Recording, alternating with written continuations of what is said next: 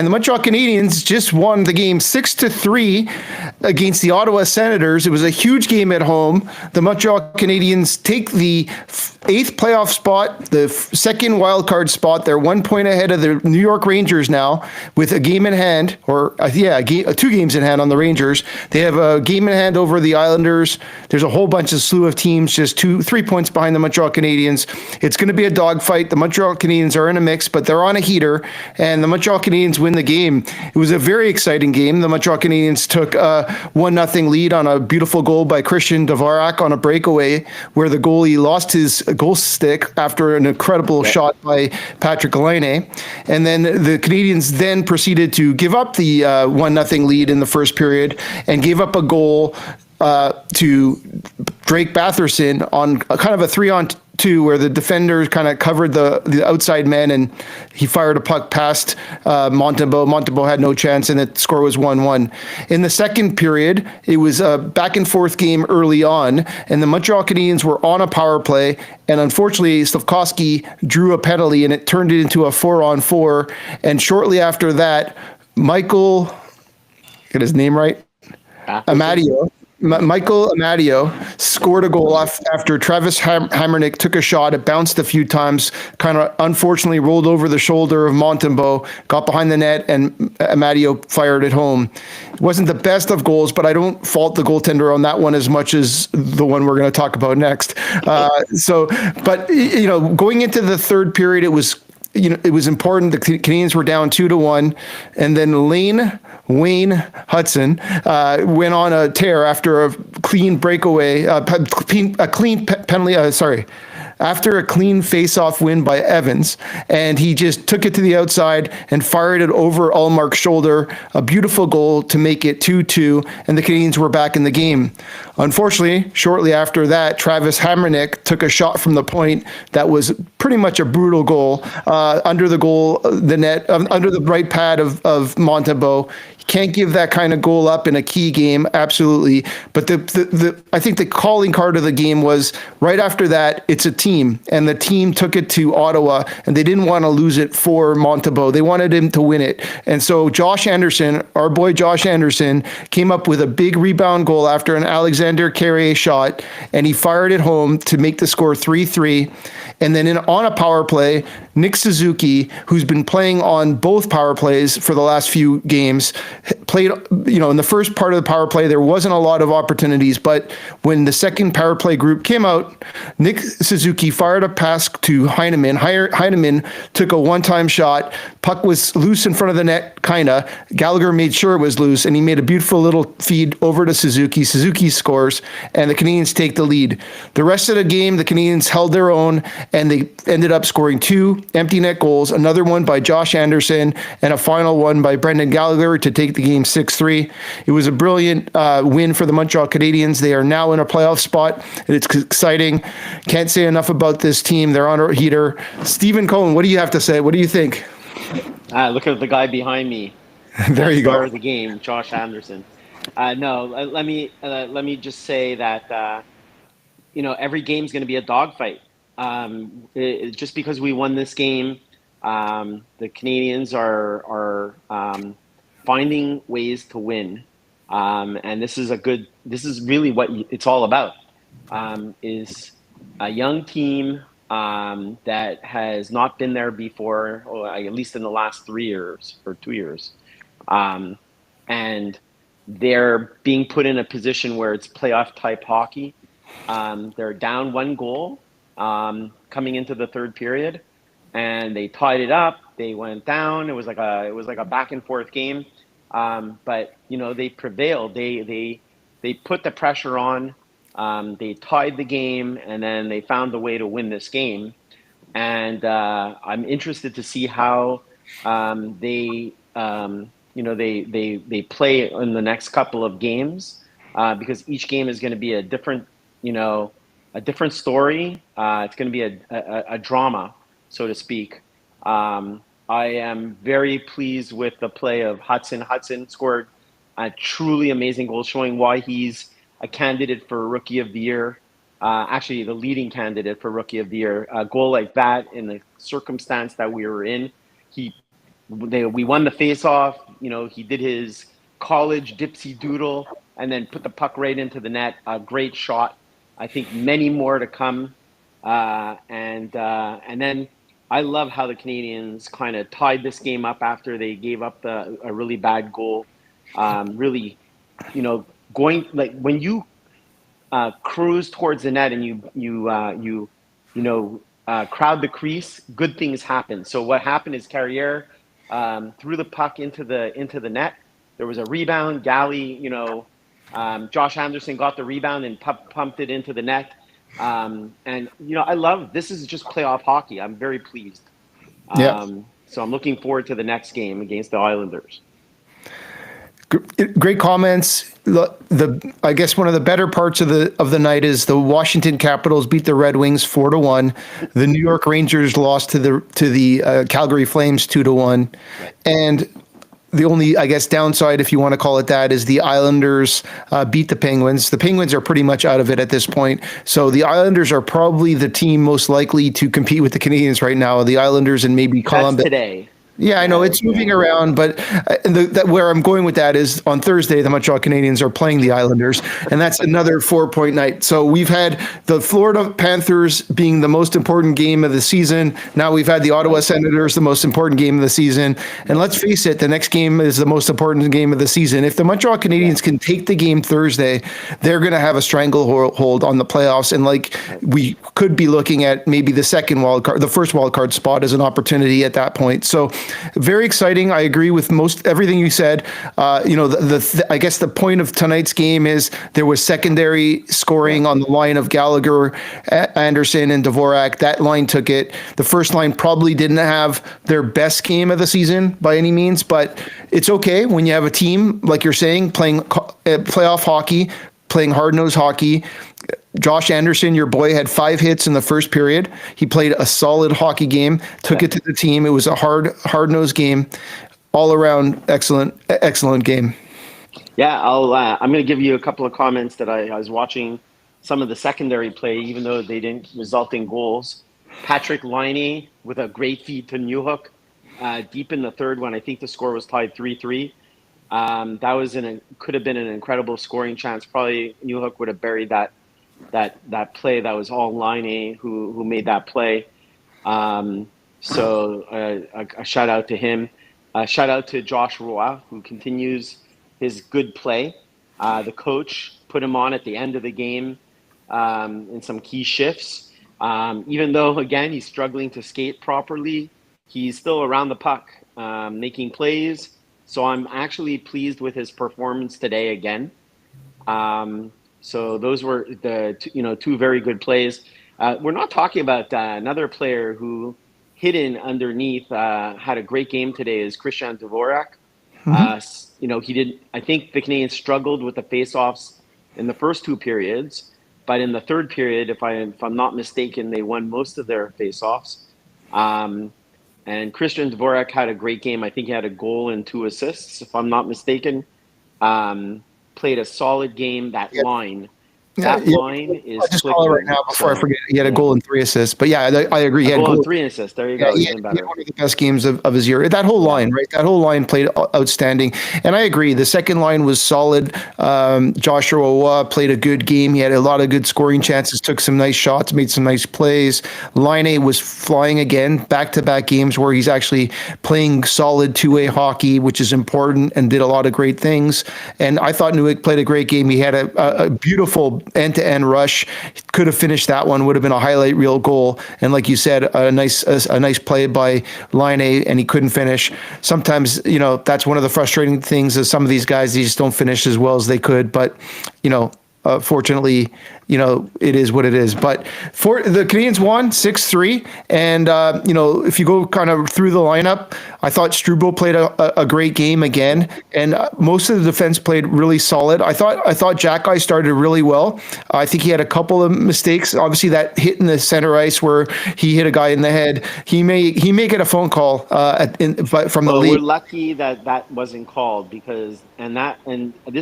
listen, Martin St. Louis, right, benched him earlier in the season because of stupid penalties. And that was not. I mean, why are you hitting the guy in the head with your shoulder?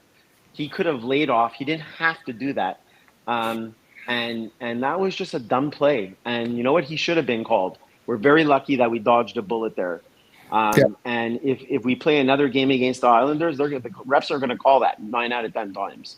So we really, he needs to play smarter hockey, especially deep in the third period when we're tied 3-3 or we're trying to protect the lead or we're down by a goal. Giving up or taking a stupid penalty like that is not going to get us into the playoffs. So. Yeah, I mean, listen, he's definitely been known to take a few bad penalties, and that could have been called. Definitely, I'm sure Martin St. Louis will talk to him, and hopefully we won't see that again, and he'll play a smarter brand of hockey. I still think overall, outside of one or two plays, he played one of his better games, and pretty much the entire team did. This is an Ottawa Senators team that was on a heater, much like the Montreal Canadiens, and it was a good back and forth game. And the Ottawa Senators are a solid team. It's fun to watch Ottawa and Montreal play hockey at that level, considering how far behind they were a couple of years ago. So it's exciting to see two teams that are rivals compete at a level that's going to, it's a level that's a step up from some of the teams that are above them right now. And so, those are probably the two most dangerous teams in the East right now. And it'll be interesting to see who plays who in the playoffs and where these teams go, because they're very young. And I thought in the beginning of the game, there was a little bit of nervousness. I saw Slafkovsky miss a few passes, but I also saw Ottawa be nervous, right? They're a young team too. And they had some nervous issues going on as well. So it was, but obviously the name of the game is winning, and the Montreal Canadiens keep rolling, and they're now in a playoff spot. It's exciting.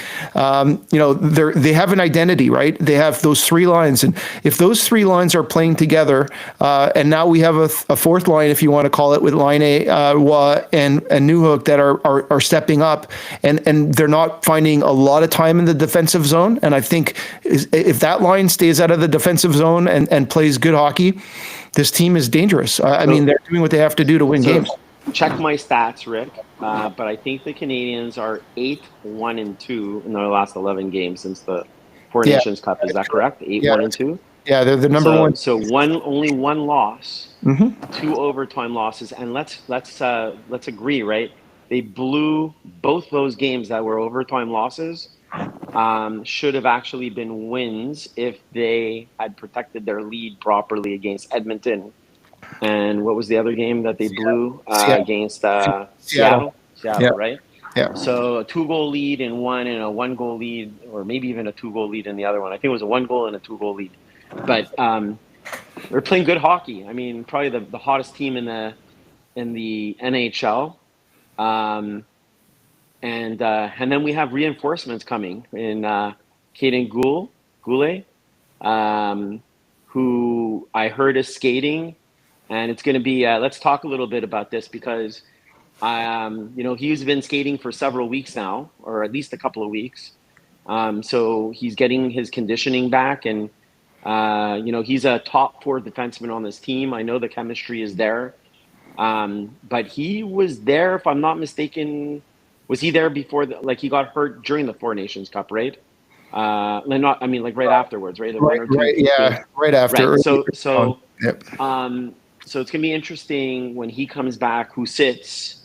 I know who I would choose to sit, at least to start, because you cannot break up Blaine Hudson and Struble. That defensive pairing is gelling, and it would be foolish to do that. So to me, the obvious choice is just replace Kanan with Jack-Eye, and it's going to come. I think within the next couple of games, you're going to start hearing some noise of Goulet getting ready to join the squad. So I don't know what your thoughts are. No, I mean, listen, first of all, the word on the street is he's not that close. I think he's close, but not that close. He'll definitely be back this season. I don't think it's a couple of games away, but we'll see. Obviously, he's one of our top defensemen on the team, and he's going to play. Yeah. I think the issue really is, obviously, you just said it. They're 8-1-2 with their 2 losses in overtime being being in the last minute, and their one loss was a 1-0 shutout where they pretty much outplayed Calgary, and their goalie just stood on his head. And so, really, the Canadiens are playing some outstanding hockey. It's going to be hard to kind of break up the momentum, and I think they're going to take him in slowly. I don't think they're going to rush him in, and it'll all depend on how the Canadiens are playing. Right? If the Canadiens continue to win games, it's going to be hard to replace him. However, when he does come in, I think in the regular season, absolutely, you bring him in and replace him with Jack-Eye. I think you start the playoffs if things are gelling like that with him instead of Jack-Eye. But like I said before, you need that nuclear deterrent. You need that guy that's going to fight. And if you end up playing against the Washington Capitals, they have some fighters on that team. And in the playoffs, you need that. And so it'll be interesting to see. And obviously, I would probably start with Gouli. But at the same time, if the team loses a game or two and starts falling behind and it's a chippy game, a chippy series, then you want to have a guy like Jack-Eye in the lineup. So we'll see how it all plays out. I don't think it's a good problem to have. And I think it'll only help the team. I agree that Gouli is a better overall defenseman than Savard for sure, and than Jack-Eye for sure, and so he'll play on probably better than Savard too, but that's a different story. Yeah, so. I mean he's better than a lot of guys really, and so that's the good thing. So he's going to get in the lineup. The question is really when. They're not going to rush him, considering they're winning games, right? Unless things happen, right? There's a lot of things that can still happen between now and then. There's 15 games. Injuries can happen. Suspensions can happen. Different players can start playing different types of games. So yeah, we'll see. Yeah. I want to make 2 points. So one, I think the magic number now is 10. Canadians need to go 10-5, and they're in the playoffs. I don't care what the other teams do. They'll control their own destiny if they win 10 games from here and the rest of the season. I don't care against which teams. 10 games, they're in the playoffs. That's my first point. The second point is, listen, I'm not going to knock Monty. He won the game today, and he's been playing phenomenal hockey, phenomenal goaltending since the Four Nations Cup. Today was, I'm going to be honest, it got me a little bit, I was a little shaky watching him forget about the first 2 goals. The first goal, I think, was, in my opinion, that was Savard and whoever was on with him. They backed up and let Batherson, whatever that guy's name is, come in and take a point blank shot. That wasn't Monty's fault. The second goal was clumsy. He lets in a couple of goals like that. But given the circumstances in the game, fine. We had enough time to come back. But the third goal, right, was mind-boggling. Not a deflection, nobody in front of him. It was almost as if he just missed the puck. I think it was even going wide, and he kind of directed it in and off his pad into the net. Off of a guy who's I think he scored, that was his second goal in like 50 games or something like that. In any case, right, moving forward, right, we're going to have 15 games, right? He needs to come. He's not going to play all 15 games.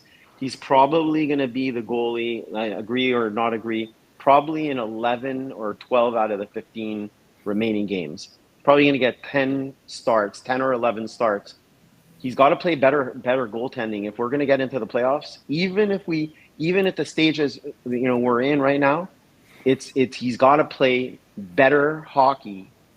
And the pressure is going to start to build up. So it's not just your talent. It's a little bit mental, and it's going to be interesting. This is good for me. Going to be telling to see if Monty is the future goalie for the Canadiens. It depends on how he plays in the next couple of games. What are your thoughts? I completely disagree with everything you just said, other than because here's what I'll say. In the first period, he made two incredible saves that were outstanding, that kept the team in the game and ahead of the Ottawa Senators. And in that one first goal, there was not his fault. That one goal was his fault.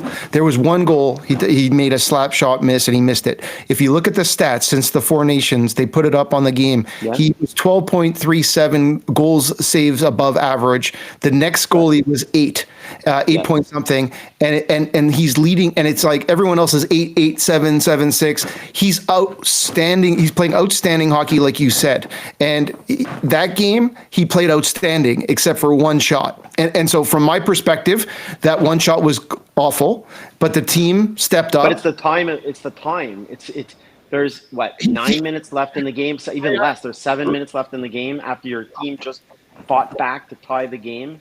And you let in a goal like that. That's just unacceptable. It happens all the time. It happens all the time with every one of these best goalies in the league. And he did make an incredible save off of Tkachuk right after that, right from the slot, and then he didn't let in a goal since then. So you can't fault a guy who made a mistake. And with most of a period left, and he came back and played 14 minutes. I'm giving him the benefit of the doubt, Rick. Well, you're not, because you're calling him out. You're calling him out for one shot, and the thing about calling him out because of do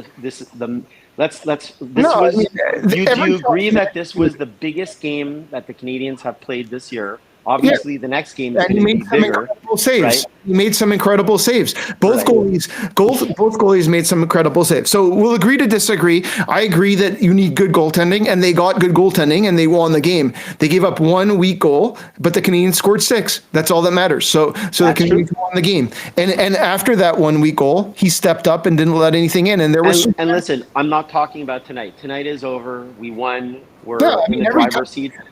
I'm talking about, I want to see him in pressure cooker situations in the next game, right? He's going to play against the Islanders. It's probably we're going to talk about like what our prediction is of this game, right?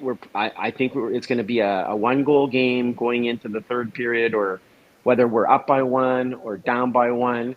And he's got to step up and keep the Canadians in this game or win the game for them. Steven, he has been. Their team is 8-1-2 since the Four Nations Cup. He's played the majority of the games, and he's played outstanding hockey, like you said. The last show you were talking, and he played outstanding today, minus 1 shot and maybe a 1.5. But 2 shots minus 2 plays. The second goal was he could have handled that better. So. Ottawa had 25 shots on net. There was a lot of good opportunities.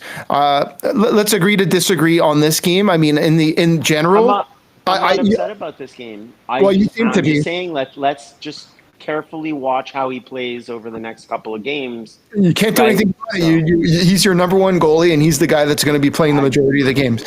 So that being said, I will say one other thing. I agree with you that if the Montreal Canadiens win 10 of their last 15 games, they're in the playoffs.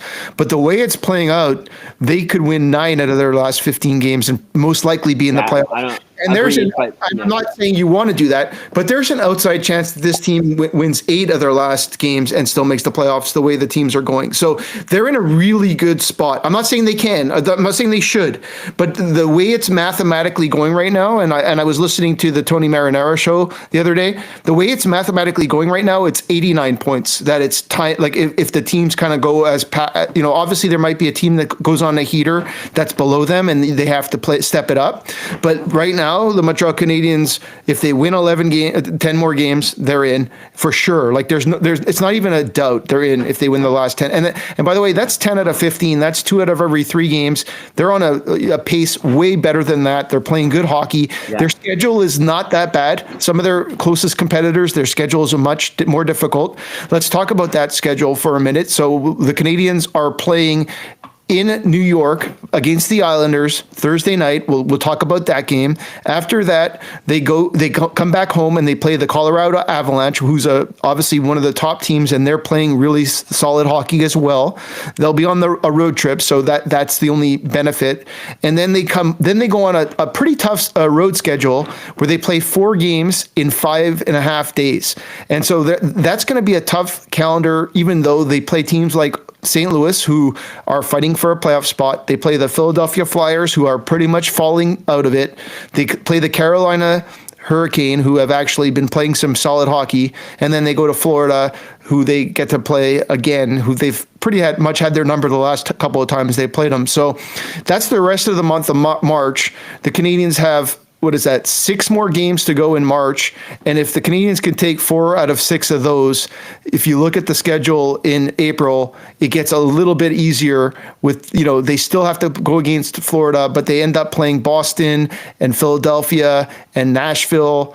And then they play the Detroit Red Wings, who are pretty hot. Then they have a tough back-and-back with Ottawa and Toronto on the road. So they go to Ottawa and Toronto. But do you see how, sorry to interrupt you, but do you see, I think you and I discussed this a little bit before. We both, I'm not me, but you thought Ottawa is like pretty much a shoo-in for the playoffs. And you got to see who they're playing. And the Canadiens were playing them. I noticed on the schedule that they're playing them twice.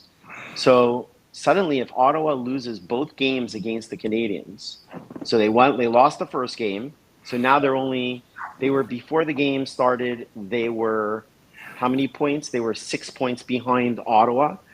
Now they're 4 points behind Ottawa. And then suddenly let's say they were playing Ottawa on Thursday, even though they're playing later in the season, suddenly the Canadiens now are only 2 points behind Ottawa. So I don't think even the Canadiens can breathe easy. I think it feels good. Yeah, we won a couple of games in a row. We're the hottest team in the league, but we've seen it, right, with the Canadiens. They can go from the best team and then look horrible. So they've got to just continue to play good hockey, be mentally tough, stay healthy, right, and not take stupid penalties. And yeah, I agree with you. I think we can make, we can get to the promised land of the playoffs. Yeah, so, I'm still not counting my my winnings right now. So no, absolutely not. The Montreal Canadiens are currently in the second wildcard spot with 73 points. There are 1, 2, 3, 4, 5 teams within 4 points of them. So you lose 2 games and those teams win 2 games and they're right back tied with them. So at the end of the day, the Montreal Canadiens play the Ottawa Senators one more time. They're trying to catch them for the first wildcard spot. I think that should be their mentality. Ottawa plays the Columbus Blue Jackets 3 more times this year. That is huge because if one of those teams, either one of those teams, wins all 3 of those games, it can completely flip this thing, or it can send Ottawa in a dogfight with the Toronto Maple Leafs and the Lightning potentially. So it's really quite interesting how this will all pan out. The way I look at it personally is I think the Montreal Canadiens are most likely going to finish in the second wildcard spot if they continue to play well. And their biggest competitors are the Rangers, the Islanders, and I think you could say the Blue Jackets, just because Ottawa. Well, Ottawa is in the first wildcard spot right now, and if Montreal they're essentially just 2 points behind. But you're missing my point. Yeah, you're not hearing me. So what I'm saying is, if Montreal catches Ottawa, then it's not the second wildcard spot we're talking about anymore. It's the first wildcard spot. So what I'm trying to say is, obviously, there's 2 spots. Yes, there's 2 spots they're fighting for. We've been talking about that for some time. I think if the Montreal Canadiens can beat the Ottawa Senators later in the season, and if they continue to win hockey games, I guess what I'm saying is, if they win 10 of their last 15 games, they're probably going to finish in the second wildcard spot. If they win 12 of their last 15 games, then they'll catch the Ottawa Senators, and they'll be in the first wildcard. I think if they win 11, they catch Ottawa. I think 11 catches Ottawa. We'll see. 12. I think 12. Either way, how many points do they get if they have 12? That's 24. Part of me agrees with you. So do you really? I mean, not that you're going to not try to win the games, but I don't know if it matters if you're the first wild card spot or the second wild card spot. The second. I think it matters. Well, the second. I don't want to play. I mean, so they play. The first wild card plays Washington for sure, right? Yeah. Washington is. The second. And then the second one is the second division winner, which is either going to be Florida or Toronto, probably Florida, right? Yeah, so you'd rather play them? I'd rather play Florida without Ekblad, who's is Ekblad's 20 games, right? That goes into the playoffs, does it not? The Florida Panthers just won the Stanley Cup. They're I don't care. All The right. Florida Panthers don't have, in my opinion, right, that defenseman that they let go of that went to Seattle Montour. was a huge loss. They lost Ekblad. They have Seth Jones, who is not the same player as Ekblad, and we don't know It might be Tampa. It if might be. Kachuk is going to be back. Do you want to play So Tampa? I personally would want to play Washington, and here's why. Here's my okay, take on it. Okay, so let me kind of finish. So first round is Washington. I love this conversation that we're talking about who we want to play in the playoffs. This is awesome. But like, if you play Washington in the playoffs, one, you have a team that has not won a Stanley Cup in years. They have some solid veterans. Don't get me wrong, but they have not won a cup in years. And then you fall into the Metropolitan playoffs. So then your next competitor is most likely the Carolina Hurricanes or the New Jersey Devils. If you end up falling in the first wildcard spot, you have to play Florida, Tampa, or the Toronto Maple Leafs in the first round, and in the second round you have to play the Toronto Maple Leafs or one of those teams again. So I feel like it's a harder path to the finals with the Atlantic Division. That's all right. That's my take All on right, it. we're thinking finals. I like it. I like it. Listen, I'm thinking finals all the way. I mean, You for want to me, play? it's I know you want them to play Florida so you can go to the Stanley playoffs. Cup or bust for me. But I want them to play Florida because I get to go to the games. Clearly, Hey, listen, if they so end up there, no one's going to complain, and I think it will mean that they're playing amazing hockey, and they overcame the Ottawa Senators, and they're in the first spot, and so I think it's a win-win either way. I think the Canadians are one of the hottest teams in the league. Let's talk about the game on Thursday. What do you think? Here's my take. Oh, why don't you go first this time? I chose last time, so why don't you? no problem. So listen, the Canadians, like you said, are the hottest. Let's be real, right? They are the hottest team in the NHL right now. They're healthy. They're also going to be rested. I don't know if the Islanders are going off of a back-to-back or not. They're probably not, but the Islanders. Listen, I think the Canadians are going to win this game. I think it's going to be a one-goal game. I do have my faith in Monty. I think he's going to play better. I think the Canadians are going to play better. I think Caulfield was quiet today. I think Caulfield is going to score a goal or two. I predict that the score is going to be either 3-2 or 4-2 Canadians. They'll win 3-2 or 4-2 with an empty net goal, and that's my prediction. So 3-2, 4-2. It's going to be a tight game because both games are fighting for the playoffs. Listen, I predicted this game was going to be like Low scoring. 2-1 or 3-2, something like that. And the third, it was heading to be like that, right? 3-2, and then everything erupted in the. It was 3-3, and then they scored the fourth goal, and then they pulled their goalie. Yeah. So it was kind of like what we expected. Probably one set of goals that materialized. So I predict 4-2, 3-2, or 4-2 Habs, and it's going to be a nail biter again. It's going to go into the third period, probably tied, and the team that scores is going to win the game. All right. Well, I predicted the Canadians were going to win 4-2 the game today. I thought it was going to be an empty net goal to make it 4-2, and I blame Monty for giving up that third goal. So if you didn't have that third goal, it would have been 5. I blame him too. No, I know you do. I was just kidding. So I have a feeling this game is actually going to be even lower scoring. The reason I say that is I don't feel the New York Islanders have the same firepower as the Ottawa Senators. I think the Canadians and both the Islanders are playing very defensive style hockey right now. I think both goalies are playing well, Sorokin and Montembeault. I think it's going to be a 1-1 game for most of the game, and it'll be a 2-1 lead for Montreal Canadiens, and they'll put in an empty net and score 3-1. The goal, I agree with you. I think Cole Caulfield is due. He didn't score in a whole game, so I think he's going to score one of those 3 goals. I don't know which one. Probably not the empty netter.